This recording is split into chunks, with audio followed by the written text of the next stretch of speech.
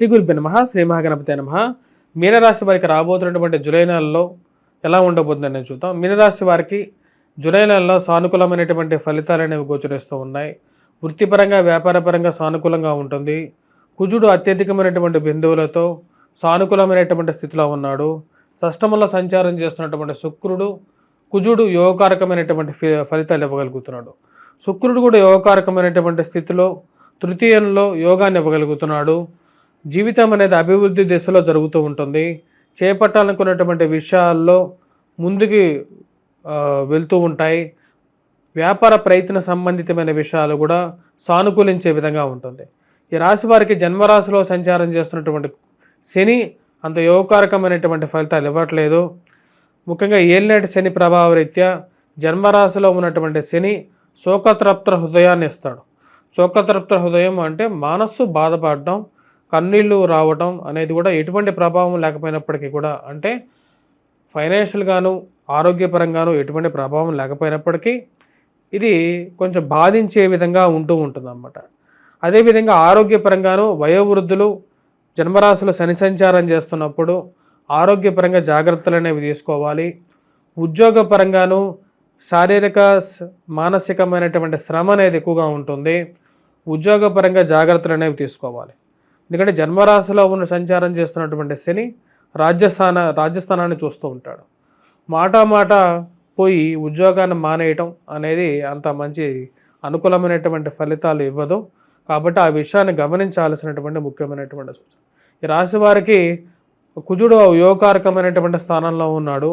ఇది భూ సంబంధితమైనటువంటి విషయాలని, ఏవైతే రాజకీయమైనటువంటి సంబంధ పంచాయతీల విషయంలోనూ సానుకూలమైనటువంటి ఫలితాలు ఇవ్వగలుగుతుంది.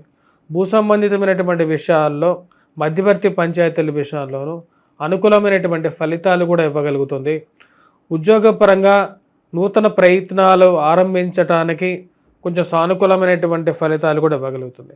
కాకపోతే ఈ రాశిలో ఉండేటువంటి వారికి ట్రాన్స్ఫర్మేషన్ ఫేజ్ అంటే పెద్ద మార్పులకి కారకంగా ఉండేటువంటి పరిస్థితి గోచరిస్తూ ఉంటుంది. అంటే ఒక ప్రొఫెషన్ నుంచి ఇంకో ప్రొఫెషన్కి మారేటువంటి వారు కొన్ని కష్టసాధ్యమైనటువంటి ఛాలెంజెస్ రావటం అనేది వారి జీవితంలో శని జన్మరాశిలో జరిగినప్పుడు జరుగుతూ ఉంటుంది. ఈ రాశిలో ఉండేటువంటి వారు దూర ప్రాంత ప్రయాణ సంబంధితమైన విషయాల్లోనూ సెల్ఫ్ డ్రైవింగ్ విషయంలోనూ జాగ్రత్త అనేది అవసరం. అప్పుడప్పుడు ధైర్యం కోల్పోతున్నామా అనేటువంటి ఆలోచన కలుగుతూ ఉంటుంది. ఎందుకంటే జన్మరాశిలో ఉన్నటువంటి శని అటువంటి భ్రమను కలిగిస్తూ ఉంటాడు. ఈ రాశిలో ఉండేటువంటి వారికి ఓవరాల్గా శుక్రుడు యోగకారకమైనటువంటి స్థితిలో ఉన్నందువలన జీవితం అనేది అభివృద్ధి దశలోనే ఉంటుంది. అంటే చేయాలనుకున్నటువంటి పని ఆగదు ఎక్కడ, ఆ యొక్క పని ముందుకు జరుగుతూ ఉంటుంది. రవి యొక్క 16వ తారీఖున రవి యొక్క స్థితిలో మార్పు అనేది కొంచెం అనుకూలమైనటువంటి ఫలితాలు ఇవ్వగలుగుతుంది. గురువు తన యొక్క బలాన్ని పూర్తిగా కోల్పోవటం అనేది కొంచెం వ్యతిరేకమైనటువంటి ఫలితాలు విద్యార్థుల మీద ముఖ్యంగా ఇస్తుంది. గురువు ప్రభావానికి తగ్గినప్పుడు విద్యార్థులకు ఎక్కువగా కాన్సన్ట్రేట్ చేయాలి. విద్య విషయంలో ఎక్కువగా దానికి విస్మరించడం అనేది అంత మంచి పని ఇవ్వదు.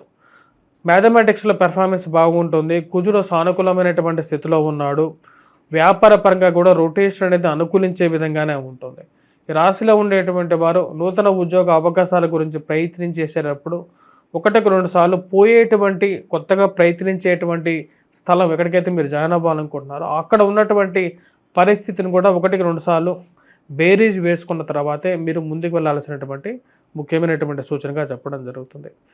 ఈ రాశిలో ఉండేటువంటి వారు ముఖ్యంగా స్నేహితులు సత్సంబంధాలు ఏర్పరచుకోవడానికి మీరు చేసేటువంటి ప్రయత్నాలు లాభిస్తాయి. కాకపోతే ఈ రాశిలో ఉండేటువంటి వారికి దుష్ట స్నేహితులతో దుర్మార్గులతో స్నేహం అనేది కొంచెం వ్యతిరేకమైనటువంటి ఫలితాలు ఇస్తాయి.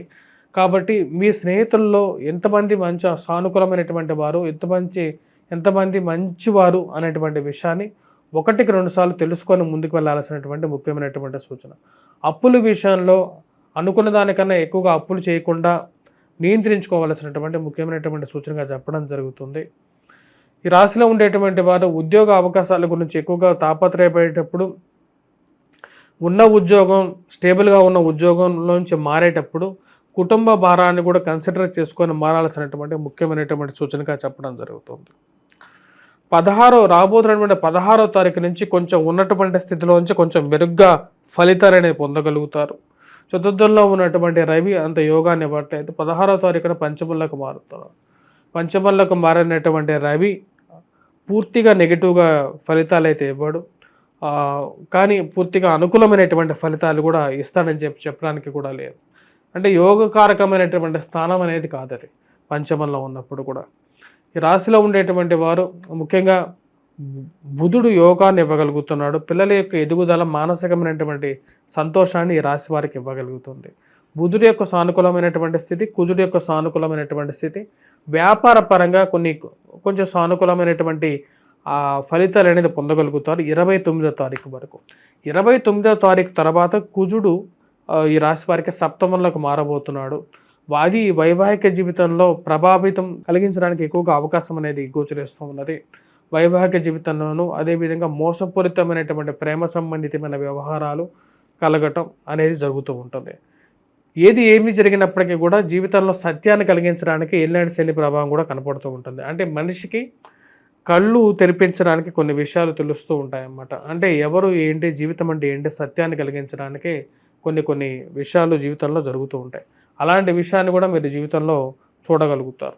ఈ రాశిలో ఉండేటువంటి వారు వృత్తిపరంగా వ్యాపారపరంగా కొన్ని కష్టసాధ్యమైనటువంటి పనులు ఉన్నప్పటికీ కూడా, మానసిక చింత కలిగినప్పటికీ కూడా ఈ రాశిలో ఉండేటువంటి వారికి కొన్ని అవకాశాలు కలగడానికి ఈ యొక్క నెల, జూలై నెల అనేది సుసాధ్యంగా ఉంటుంది. ముఖ్యంగా కుజుడు యొక్క బలమైనటువంటి స్థితి ఏదైతే ఉందో, కుజుడు కేతువు కలిసినటువంటి పిశాచి యోగం ఏదైతే జరుగుతున్నదో అది 29వ తారీఖు వరకు, అంటే జూలై నెల మొత్తం కూడా రాశి వారికి యోగాన్ని, మంచి అనుకూలమైనటువంటి ఫలితాన్ని కూడా ఇవ్వగలుగుతుంది. ఈ రాశిలో ఉండేటువంటి విద్యార్థుల మటుకు ముఖ్యంగా కాన్సన్ట్రేట్ చేసి చదవాలి.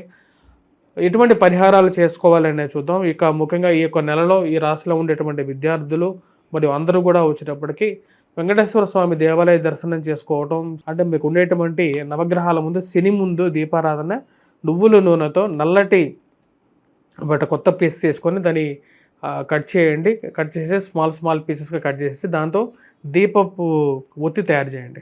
ఒత్తి తయారు చేసేసి నువ్వుల నూనెలో వేసేసి దాన్ని ఆ యొక్క శని ముందు పెట్టి దీపారాధన చేయండి. వాటితో పాటు ఇది చేయండి, ఇదొక పరిహారంగా చెప్పచ్చు. వాటితో పాటు తైలాభిషేకం చేయండి. నువ్వుల నూనె తీసుకెళ్ళి శనివారం పూట ఆ నువ్వుల నూనె డబ్బా ఏదైతే ఉంటుందో దాంతో శనికి అభిషేకం చేయండి. అది కూడా కొంచెం సానుకూలమైనటువంటి ఫలితాన్ని ఇవ్వగలుగుతుంది.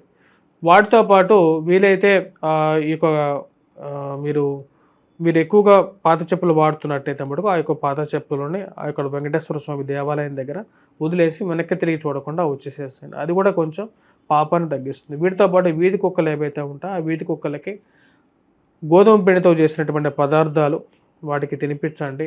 అది కూడా కొంచెం సానుకూలంగా ఉంటుంది. వీవి లేకపోతే కపిల గోవు ఏదైతే ఉంటుందో ఆ కపిల గోవు అంటే నల్లటి ఆవు, ఆ నల్లటి ఆవుకి కూడా వచ్చేటప్పటికి చపాతీలు ఏదైతే గోధుమ పిండితో చేసినటువంటి చపాతీలని నివేదనగా ఇవ్వండి. అది కూడా కొంచెం సానుకూలమైనటువంటి ఫలితాన్ని ఇవ్వగలుగుతుంది. ఇటువంటి పరిహారాలు వచ్చేటప్పటికి జనరల్గా ఇక శని ప్రభావం నుంచి కొంచెం విముక్తిని ఇవ్వగలుగుతాయి. కానీ దుష్టవ్యయాన్ని, అంటే దుర్వ్యయాన్ని ఎలా తగ్గించుకోవాలి అంటే మటుకు రాహుగ్రహ మంత్ర జపం, దుర్గాదేవిని పూజించండి. ఇది కొంచెం బెటర్ రిలీఫ్ అనేది ఇవ్వగలుగుతుంది. విద్యార్థుల మటుకు గురుగ్రహ మంత్ర జపం చేయటం, వడవృక్షం కింద దీపారాధన చేయటం అనేది ఈ సంవత్సరం చాలా ముఖ్యం. స్వస్తి.